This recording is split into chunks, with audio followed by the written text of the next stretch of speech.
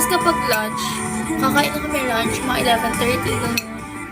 12, late na yun, 12. Pero 12, diba? Talaga yung lunch.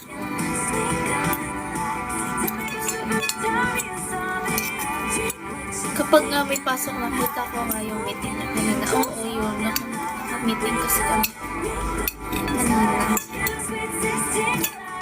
Kapag yan papasok na kami, magbabago na din yung body clock. Hindi naman body clock. Eating schedule ko kasi yung lunch time ko niyan is 1 p.m. pa. So, ayun, medyo late. Medyo late. Late talaga, te. Though, nung pumapasok pa ako, hi, 6 inches. Nung pumapasok-pasok, nung nakaraang term, pumapasok ako. Yung lunch ko nun, around 2 na, 2 p.m. Kasi ano, yung uwian namin is 1. Tapos, ako, 1 hour pa yung biyahe ko. Bring ka na lang ng biscuit pa din. Oh, pwede naman yun sa room. Ay, sa klase, pwede naman kumain. Hindi natin nakakain. Carry naman yun. Diba? Kaan, guys.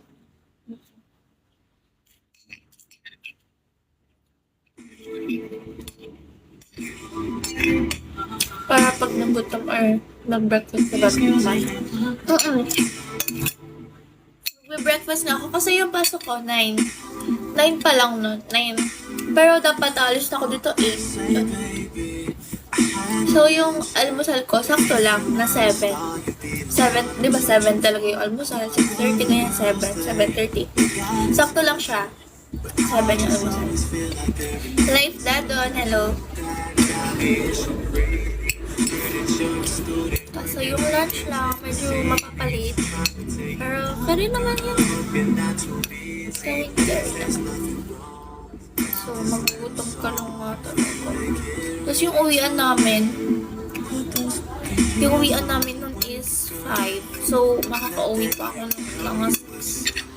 Diba? Kaya, parang ini-schedule ko na yung pagla-live ko. Yan, kapag may pasok na ako is umaga lang talaga. Kain ka pa lang naman. At daldalin, hindi na sumubo. Alam guys, ganyan talaga ako, kaya mabagal ako kumain.